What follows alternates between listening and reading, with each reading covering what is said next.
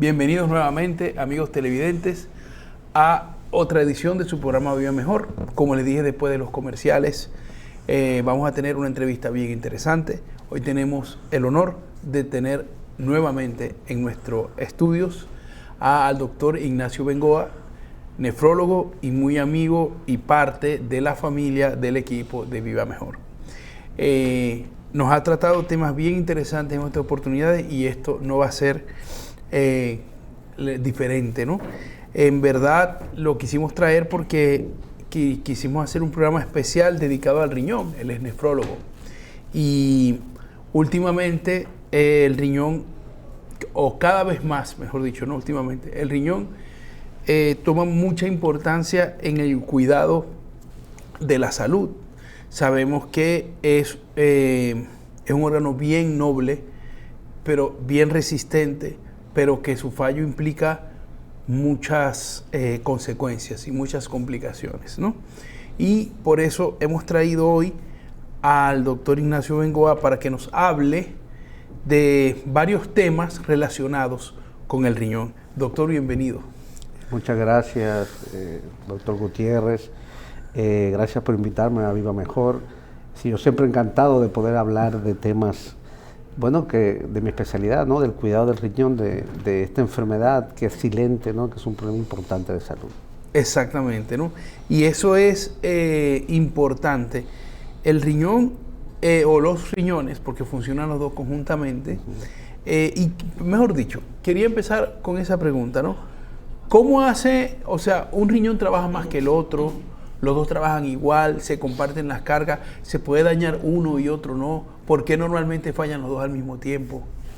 Muy bien, esa pregunta es muy importante porque en una de las terapias, que es el trasplante renal, siempre me preguntan, doctor, ¿y si me quitan un riñón? Entonces es importante decir a la población que una persona puede vivir perfectamente con un riñón. Un solo riñón puede suplir las necesidades y las funciones que hace el riñón en el cuerpo de cara a proteger, ¿no? De mantener ese equilibrio. Entonces sí, generalmente las enfermedades que dañan los riñones, porque si uno tiene dos, cuando uno habla de insuficiencia renal, es que se dañan los dos riñones, o si tiene uno, son enfermedades sistémicas, externas, ¿no? Las dos causas más frecuentes son hipertensión y diabetes, que dañan la microvasculatura, ¿no? o las partes del intersticio o el glomérulo, lo que son diferentes partes del riñón que puede dañar, y lo dañan los dos. Y entonces cuando un paciente pues termina necesitando una terapia de sustitución o empieza a tener insuficiencia renal, es que ese daño ha sido en los dos riñones o en uno si tiene uno. Es excelente. Es decir, que cuando uno tiene una falla renal es que fallaron los dos. Pero puede haber uno estado haciendo el trabajo de los dos por un cierto tiempo y nosotros ni nos entramos, porque el riñón los riñones son órganos tan nobles y también hechos que uno puede hacer el trabajo de los dos. Me imagino que le costará más o no, pero por un tiempo pueden funcionar así perfectamente, ¿no? De hecho, cuando alguien dona un riñón, el otro riñón funciona perfectamente hasta el fin de su vida, ¿verdad? Y vive una vida normal. Sí, como usted dice, doctor, eso es importante. A veces uno puede tener un riñón dañado y como el otro suple la necesidad, no se da cuenta. Por eso, a veces cuando uno tiene, por ejemplo, las piedras causan mucha obstrucción de la vía urinaria, puede obstruir uno de los riñones y ese riñón dañarse por esa obstrucción, mientras que si tú te haces análisis, van a estar normales porque el otro riñón, si está sano, suple la necesidad. Pero uno como especialista de los riñones y como salud, yo quiero que los dos estén bien. Por claro. Si algún problema pasa en uno, el otro junto puedan suplir esa necesidad y no hacer que el paciente caiga en una insuficiencia renal. Exactamente, sí, por eso es importante cuidar el riñón. Doctor, ¿y cómo podemos nosotros dañar el riñón? Porque eso cuesta mucho, pero también es muy común que hagamos cosas con las que el riñón sufre, ¿no? Se nos puede enumerar algunas las causas más comunes con las que nosotros podríamos hacerle daño a nuestros riñones. Muy bien, mira, doctor, lo más importante, yo creo que como todo, es la prevención, ¿no? Es muy importante tener atención primaria es sumamente importante porque mencionamos que las dos causas más frecuentes que dañan el riñón es la diabetes e hipertensión, o sea, que hay que tener el azúcar y la presión muy bien controlada. Eso, ya con esos dos tendríamos más del 50-60% de las causas que dañan los riñones resueltos. O sea que necesitamos los médicos de atención primaria esenciales, médicos de cabecera que den seguimiento por lo menos una vez al año. Entonces, prevención. ¿Quién se recomienda que se haga por lo menos un chequeo de la presión, una analítica de creatinina, un examen de orina? Todo paciente mayor de 60 años, porque el 20% de la gente que tenga más de 60 años tiene un grado de insuficiencia renal. Fíjate qué problema de salud. Todo paciente que sea hipertenso, todo paciente que sea diabético, todo paciente que tenga un familiar que tenga insuficiencia renal debe de estudiarse. Todo paciente que tenga alteraciones de la vía urinaria, ¿no? Piedra o malformaciones, todo paciente que tenga infecciones urinarias a repetición, todo paciente que fume, todo paciente que tenga alguna enfermedad cardiovascular, todo paciente que tenga obesidad debe de hacerse un chequeo. En fin, lo que te quiero decir es que ese grupo de pacientes son los que se han objetivado, que son la diana más importante en la cual el médico o el mismo paciente debe de acudir por lo menos una vez a consulta, hacerle esos análisis generales para tratar de hacer un diagnóstico rápido para frenar que esa insuficiencia renal aparezca, y si está, frenarla y buscar la causa para que no se desarrolle, para que no termine en diálisis o trasplante. Excelente, ¿no? Vimos sobre todo las causas que estás diciendo son enfermedades que llamamos comorbilidades, ¿ok? O sea que especialmente la diabetes y la hipertensión, pero también obesidad y otras y sobre todo familiares que ustedes hayan tenido, que hayan caído en insuficiencia renal aguda o crónica, tienen que estudiarse, ¿no? Hay varias preguntas que yo le quiero hacer. Cuando uno se hace una sonografía, pasan varias cosas. A uno le dicen que tiene quistes renales, a uno le dicen que tiene arenilla y a uno le dicen que tiene dilatación, ¿no? ¿Qué de eso? Porque la gente normalmente te dice, bueno, no te preocupes, si has estado así desde antes, no importa, ¿no? ¿Qué tan verdadero es eso? ¿Qué cuidado debemos tener si nos sale alguna de estas cosas? Esta es una de las preguntas que él le tenía. Sí, claro. Mira, es una consulta frecuentísima. Entonces, los quistes en los riñones generalmente son benignos, se observan, ¿no? Si vemos que crece, si vemos que tiene, vamos a decirle, una pinta que sea malo, que esté vascularizado, que tenga en su interior sangre, ya uno le sospecha. Entonces estaría recomendado en ese caso hacer un estudio más profundo, vamos a decir una tomografía o una resonancia, para ver si está vascularizado, si tiene una pinta mala, para ya remitirlo no al nefrólogo, sino al urólogo, que es nuestro cirujano, para valorar si es algo maligno para quitarlo, ¿no? Es segunda. Pero generalmente los quistes son como bolitas de, vamos a decir, burbujita, que uno la observa, ¿no? Tranquilidad, mucha gente tiene quiste, eso se observa, ¿ok? Si crece mucho o si tiene un comportamiento extraño, pues sí que se tiene que tomar alguna medida. Después, la arenilla. Entonces, la arenilla o las piedras, usted sabe que una de las funciones del riñón es un filtro. Entonces, ese filtro, como si fuera un filtro de una llave o de la casa, cuando hay mucha concentración de una sustancia y el paciente tiene alguna predisposición genética, puede desarrollar esos elementos como el calcio, el fósforo, la cistina, el oxálico, se pueden cristalizar y formar piedra. Entonces, hay ciertos pacientes que producen piedra, habría que estudiarlo. Ojo, que si un paciente tiene arenilla, sería interesante, bueno, estudiarlo, ver excreciones de calcio, de fósforo, de cistina, pedirle un calcio en sangre, un fósforo en sangre, un ácido úrico, porque también puede ser de ácido úrico las piedras, puede ser de infección, o sea que habría que estudiarlo.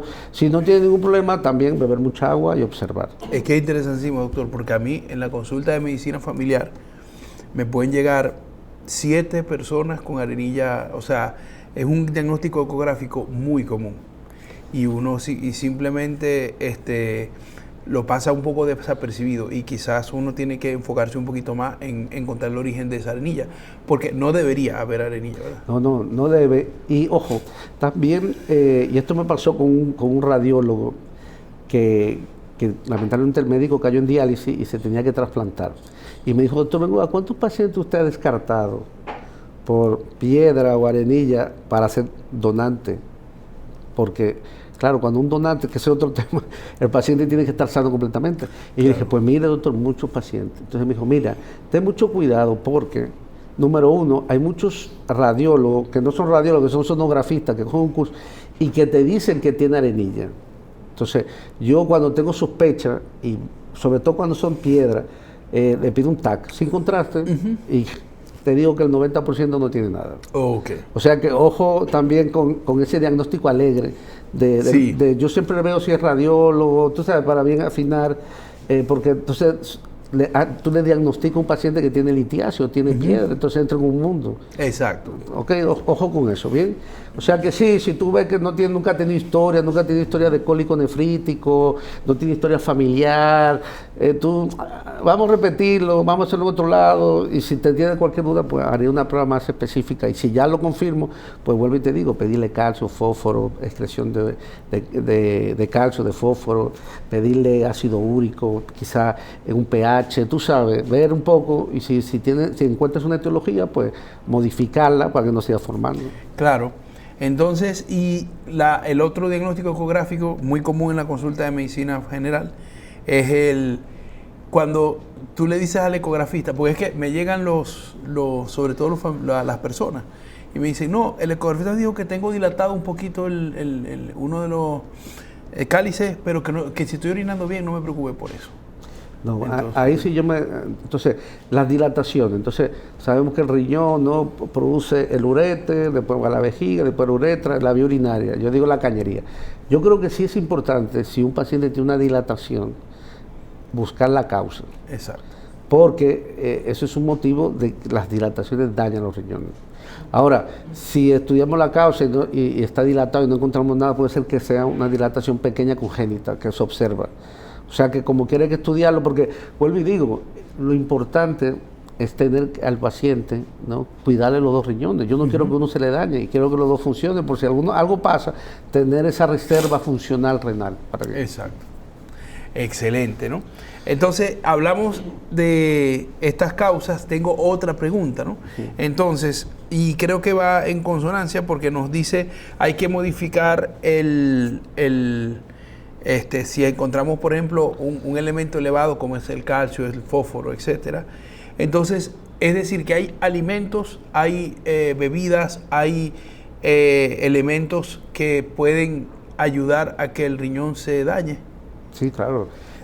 Hay gente que tiene alteraciones genéticas, ¿no? Por ejemplo, que produce, tiene una predisposición a producir piedra de oxalato cálcico. Entonces, las recomendaciones serían hacer una dieta baja en productos lácteos. Es muy importante ponerle un diurético tiacídico que mete el calcio y elimina el sodio. Entonces, es un mecanismo de bajar la calcemia a nivel urinaria. Eso tú sabes, porque y una crítica que yo le hago a muchos urólogos, y discúlpeme los urólogos, es que cuando tienen piedra te tratan la piedra, pero hay que buscar la génesis. Exacto. ¿Para qué? Para que no se sigan formando. Si es de ácido úrico, pues bueno, darle medicamentos que bajen el ácido úrico y darle sus recomendaciones dietéticas. Ejemplo, las piedras de ácido úrico le va muy bien el bicarbonato, ¿no? Hay ciertos componentes, pastillas naturales que pueden hacer que se disuelvan las piedras. Tú sabes, se busca la forma de manejar y sobre todo, muy importante, si tiene una función renal normal, hidratación. Más de 8 vasos de agua, que hidrate mucho para que trate de eliminar las piedrecitas, porque ese otro que uno le elimina. Uno elimina las piedras, claro. Y entonces la hidratación es importante y nos está diciendo que son mínimo 8 vasos de agua. 6 a 8 vasos de agua. Sin embargo, hay una fórmula que usted la puede encontrar en internet, que usted calcula según su peso cuántos litros de agua le corresponde. Yo les invito a los amigos televidentes a buscarla, porque es importante que sepamos cuánto debemos ingerir. Les puede asombrar que usted diga, bueno, yo tengo bajo peso, yo no debo tener tanto que consumir, y resulta que tiene que consumir casi 3 litros, ¿no? O sea, porque es estatura, con peso, etcétera, etcétera, ¿no? Y así sucesivamente. Y hay algunas, vamos a hablar en el mundo de los riñones, siempre la gente oye lo siguiente, ¿no? Ten cuidado con tomarte eso porque eso daña los riñones, en una medicina, una cosa, ¿no? O la gente puede tomar muchas cosas sin pensar en los efectos secundarios, y los efectos secundarios más peligrosos tienen que ver con nuestro órgano estrella hoy, que son los riñones, ¿no? Entonces, para que nos explique un poco si eso es muy común, si eso es muy probable y si hay qué cuidados hay que tener con este tipo de riesgos cuando Bueno, uno toma. doctor Gutiérrez, gracias a esa pregunta dejamos una de las causas más frecuentes, que es la automedicación. Esa es una causa frecuentísima de falla renal. Y sobre todo, el típico paciente que me llega joven, que la creatinina, que es un marcador, está elevado, digo yo, ¿pero qué le pasa? No es hipertenso, no es diabético, pero sufre dolores de espalda constante y toma antiinflamatorios. Entonces, hay ciertos medicamentos que son ya conocidos, los médicos sabemos que son sumamente nefrotóxicos, por ejemplo, los antiinflamatorios, los AINES. Yo siempre digo, cuidado con los AINES, son medicamentos muy buenos para un trauma, no más de 7 días, una vez al año, pero aquí la gente lo toma como vitamina. Entonces, cuidado con los AINES, ¿no? Hay ciertos antibióticos, las cefalosporinas generalmente, pero si están observadas y están bien controladas no pasa nada. Los aminoglucósidos son medicamentos sumamente nefrotóxicos, que es una familia de antibióticos, ¿correcto? Después, bueno, hay ciertas condiciones, por ejemplo, una de las causas, cuando un paciente ya tiene un grado de insuficiencia renal, el fósforo se puede volver tóxico. Y, ejemplo, los enemas, que tienen mucho contenido de fósforo, puede hacer que el riñón se dañe por hiperfosforemia. O sea que lo que te quiero decir es que cada quien es un mundo. Ojo con las recomendaciones alegres. Yo siempre digo, todo medicamento, por cualquiera que sea, puede tener eventos adversos, ¿no? Y debe de ser indicado por un facultativo siempre, el cual supervisará y sabrá las consecuencias, ¿no? O sea que no medicarse, no automedicarse, siempre que sea un médico, por favor. Y bueno, yo creo que en relación a la dieta, yo digo que la dieta debe ser equilibrada, tú sabes. Yo recomiendo mucho la dieta mediterránea, ¿no? Pero para eso también están los nutriólogos, nutricionistas, ¿no? Que ya tenemos mucho en el país.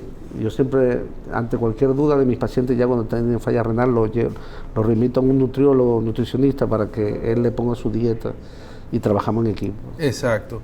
Hago la salvedad que siempre hago en el programa de que es médico nutricionista, porque hay muchas personas que dicen que son nutricionistas, pero no son médicos nutricionistas. Exacto. Y el médico nutricionista es el que ha estudiado toda la fisiología y del cuerpo y las patologías que pueden dañar los efectos secundarios de los medicamentos, que pueden ayudarlos, sobre todo en este tipo de cosas tan delicadas como cuando uno empieza a tener alguna enfermedad como hipertensión, diabetes, etcétera. Para inventar y rebajar y eso sí usted puede hacer más o menos lo que quiera, pero en cuanto usted caiga en cosas de salud, trate de ir a un médico o nutriólogo, más que, o sea, un nutricionista, pero médico, ¿ok? Doc, entonces vamos a entrar a un tema que también era otra pregunta que les tenía. Los batidos detox, ¿ok? Eso está súper de moda, creo que cada vez inventan más cosas con más elementos. Hay batidas que tienen hasta 10 productos, hay batidas que tienen 2 productos. Cuéntenos de eso y si hacen primero algún efecto real en el riñón y segundo, si pueden hacer algún daño. Mira, yo creo que todo en exceso, vuelvo a lo mismo, puede producir daño, ¿no? Entonces, estas batidas verdes que vienen con muchísimo oxálico, ojo, tengo un paciente que, doctor, yo nunca he sufrido de piedra, ¿y usted ha cambiado algo en su estilo? Pues bueno, me estoy haciendo una vida muy sana tomándome estos jugos. Entonces hay personas que tienen alteraciones en el metabolismo del oxálico, ¿no? Y producen, que es una alteración en el hígado, ¿no? Y producen piedra, entonces se llenan de piedra. O sea que, vuelvo y digo, lo mismo que esta nutrición, estas dietas keto extremas también producen mucho daño en el riñón, o también que tengo un conflicto eterno con la gente que hace pesa y se toman las proteínas y la creatina, y se sobrecargan el riñón, y entonces el riñón empieza a eliminar proteínas y se terminan dañándose los riñones y se van a diálisis. Y entonces ellos creen que están haciendo algo sano y en verdad se están haciendo un daño terrible. Se vuelven hipertensos, dañan el riñón, empiezan a tener proteinuria, se empiezan a hinchar, les sube la presión. O sea que lo que te quiero decir es que si usted quiere cambiar una conducta, ¿no? Y sobre todo desde el punto de vista alimentario, ¿no? Es bueno siempre ser supervisado y que un médico te dé las recomendaciones pertinentes. Excelente. Bueno, ya saben, amigos televidentes, tenemos como muy claro el panorama de las preguntas que hemos ido haciendo y de verdad que ha sido muy orientador, doctor Bengoa, ¿no? Hay otras preguntas más, el ejercicio y el riñón, ¿verdad? Usted habló ahora mismo de las proteínas y la creatina y que uno tiene que tomarlo, me imagino, con cierta medida, y yo creo que antes de ingerir estos medicamentos es bueno hacerlo con supervisión del nutricionista y con exámenes médicos periódicos, ¿no? Claro. Pero el ejercicio como tal puede llegar a dañar el riñón. Bueno, lo que se recomienda, sobre todo, o lo que recomendamos, es cardiovascular, más que pesa, ¿correcto? Okay. Ejercicio cardiovascular, yo siempre recomiendo mucho caminar, tú sabes, y después ya cardiovascular, ya que la pesa pues hipertrofia el músculo, sabes que la creatinina es un desecho de metabolismo del músculo, y puede hacer, sí, que el paciente ya si tiene una pequeña afectación en el riñón, sobrecargue ese funcionamiento y pueda a la larga lesionarlo, tú sabes. O sea que alzar pesas no es algo que se debe tomar a la ligera. Claro. Yo he tenido pacientes que ingresado por falla renal porque han hecho rhabdomiólisis, que cuando el músculo no se rompe y libera sustancias, y esas sustancias afectan el túbulo, el paciente deja de orinar y hasta diálisis hemos tenido que hacerle por esos ejercicios extremos que quieren hacer. Entonces, y no hidratarse también, porque esa es otra, mientras haga ejercicio hidrátese. Ok, excelente. O sea, fíjense esto, la rhabdomiólisis, como nos dijo el doctor, es una falla renal que da cuando el músculo se rompe y todo lo que está dentro del músculo viaja por la sangre, llega al riñón y el riñón no está preparado para filtrar lo que está dentro del músculo así como está. Y entonces si uno hace mucho ejercicio o abusa del ejercicio, el músculo se rompe, y si se rompe en una concentración suficiente, daña el riñón con solamente una vez. O sea, eso es algo que tenemos que tener como muy conscientes, porque de verdad que es muy lamentable.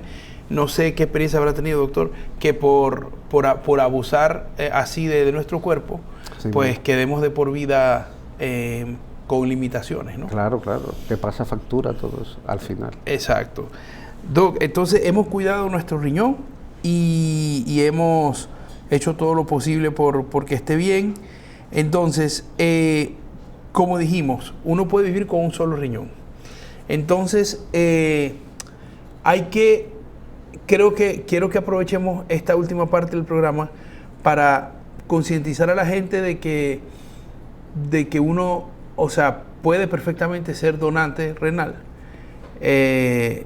y vivir una vida sana, ¿no? Entonces quiero que nos hable un poco de esto. Sí, mira, es importante decir que cuando al paciente se le dañan los riñones y pierde todas las funciones, necesitará una terapia de sustitución. Está la hemodiálisis y la diálisis peritoneal del trasplante. Entonces, son terapias que son muy agresivas, en el cual el paciente, su calidad de vida se disminuye porque tiene que irse al hospital, sentarse 4 horas en una máquina, hacer una dieta imposible, no beber agua, se vuelve muy dependiente. Entonces, el trasplante, vamos a decir, es una terapia que le va a salvar la vida, le va a mejorar la calidad de vida, y una de las opciones más válidas es una persona en vida donarle a un ser amado. Entonces, claro, para ser donante tenemos una ley 329-98 que dice que el hecho de donar, el paciente debe ser mayor de edad, debe ser compatible desde el punto de vista del grupo de sangre, tiene que ser una donación por amor, por altruismo y solidaridad, que no exista mediación ni coerción, ni económica, ni política, ni social, ni jerárquica, ¿no? Y ya nosotros como médicos somos un equipo, porque usted me ve a mí, pero cuando estamos en trasplante somos un equipo multidisciplinario. Vamos a estudiar a ese paciente donante que quiere darle vida a su ser amado, para que el hecho de que done no viva su vida normal, o sea, que esté sano completamente. Y sano completamente, doctor, significa que no sea hipertenso, que no sea diabético, que no tenga sangre en la orina, que no tenga piedra en los riñones, que no tenga colesterol, que esté sano completamente. Wow. Y que el hecho que done hará su vida normal. ¿Ok? O sea, que a medida que uno va avanzando en edad, va siendo más improbable la posibilidad de trasplante. Sí, uno va perdiendo cierta función, pero uno lo calcula y si uno tiene un filtrado pulmonar adecuado, vale. Ok, excelente. Entonces, cuando usted dijo algo importante que quiero, que uno tiene que donar el órgano a un ser amado. Es decir, tiene que tener contacto con esa persona para donar el riñón. La donación de vivo hay dos tipos. Existe, yo digo amado porque es altruista y solidario, por amor. Exacto. Pero existe el donante, hay dos tipos de donantes. El donante vivo relacionado, hay una relación familiar consanguínea. Que es el más fácil, el que yo le voy a donar el riñón. Que la ley dice que hasta la cuarta generación de consanguinidad, primo, hermano, tío, no hay ningún problema. Pero también el que tiene insuficiencia renal puede traer un donante que no es familia, que se llama donante vivo no relacionado. Y en esos casos, la ley crea un consejo que estudia para ver que no existe ninguna mediación y que esa donación es por amor, que no hay ninguna mediación y que es legal, vamos a decir. O sea, yo lo voy a explicar en palabras porque a lo mejor el doctor no puede entrar tan directo al tema, pero yo sí. O sea, uno nunca puede pagar por un riñón. Exacto. Nunca. O sea, el equipo multidisciplinario siempre se va a dar cuenta si a usted le están pagando o no le están pagando. Si usted tiene una presión de otro tipo, de familiares, amigos, conocidos o incluso que le puedan estar amenazando con la vida de otra persona o con su misma vida, etcétera, etcétera. Entonces, es muy, o sea, para donar el riñón cuando uno está vivo, es un proceso. O sea, no es que uno llega a una emergencia y a las 12 horas salen los dos con el trasplante renal, no. O sea, se hace un estudio muy exhaustivo de muchos médicos, es un proceso complejo, pero que es necesario. ¿Para qué? Para evitar estas cosas, y por eso es bueno. O sea, que usted sepa que en este país, cada vez que se hace un trasplante renal, se hace con toda la conciencia del mundo de que esa es la mejor decisión que se está tomando, tanto para la persona que dona, como para la persona que lo recibe. ¿Ok? Doc, y entonces voy a la siguiente pregunta. ¿Todas las personas pueden recibir un riñón si se les daña su riñón? Ok, eso también, esa es la primera charla cuando le damos al paciente que viene. Yo siempre le digo que tiene que ir con los familiares para que sepan cómo se logra un trasplante. Entonces, eso es muy importante porque existen contraindicaciones para donaciones y son contraindicaciones absolutas, y son 5. El estudio lo que trata de ver que no tenga ninguna de estas 5 contraindicaciones. Número 1, el paciente no puede tener cáncer, el que va a recibir el trasplante. No puede tener ninguna infección activa, ni crónica ni aguda, porque le vamos a bajar la defensa, y sin defensa pues terminará falleciendo. El paciente tiene que ser un paciente adherido al tratamiento cumplidor, por eso tiene evaluación por psicología o por psiquiatría, dependiendo si el psicólogo considera. Tiene que ser un paciente que no tenga una enfermedad grave fuera del riñón. ¿Qué significa eso? Significa, obviamente, que si se va a recibir un trasplante de riñón es porque ya el riñón se dañó, que no tenga una enfermedad cardíaca, pulmonar, del hígado, de la sangre, que no pueda resistir la cirugía. O sea, que si yo lo estudio y el cardiólogo me dice, mire, ese paciente no aguanta esa cirugía porque el corazón, la bomba no funciona para aguantar, o los pulmones, o... Bien, entonces hemos dicho cáncer, no puede tener infecciones, tiene que ser un paciente adherido, tiene que ser un paciente que no tenga una enfermedad grave fuera del riñón, que otro médico lo contraindica, que pueda aguantar la cirugía. Y por último, que la cuarta es parecida a la que dije la tercera, no puede ser un paciente con problemas psiquiátricos graves, porque los pacientes con problemas psiquiátricos graves no se toman los medicamentos. Entonces, ese paciente, el estudio del trasplante vemos todo, o sea, hacemos un estudio para ver que no tenga ninguna contraindicación y ver que ese paciente está apto para recibir ese trasplante. Eso es el estudio del trasplante. Excelente. O sea, doctor, pero por lo que me está diciendo, una persona con una enfermedad de base, por ejemplo, tipo diabetes o tipo hipertensión, podría ser... Claro.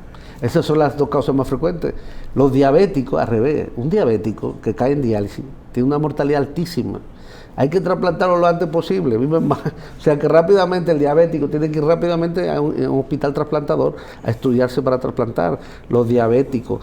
También nos mencionamos otra causa frecuentísima, las enfermedades inmunológicas, autoinmunes, los lúpicos, el lupus, las enfermedades del tejido conectivo, las vasculitis, todo eso se pueden trasplantar, además que el tratamiento del trasplante, que se llaman los inmunosupresores, le van estupendo a esa enfermedad. Los lúpicos es increíble, es el tratamiento del lupus más agresivo, el tratamiento del trasplante. O sea que los lúpicos van, me acuerdo yo que mis profesores me decían, yo nunca he visto un trasplantado lúpico que haga un brote, porque es que están con esteroides, están con tacrolimus, están con micofenolato, que son el tratamiento de última generación para los lúpicos. O sea que lo que te quiero decir es que todo paciente con insuficiencia renal, por favor, y que estén en diálisis o estadio 4, estúdiense para trasplantarse. Recuérdense, doctor, que lo hemos mencionado, en nuestro país hay una cobertura integral. Todos los seguros cubren los trasplantes.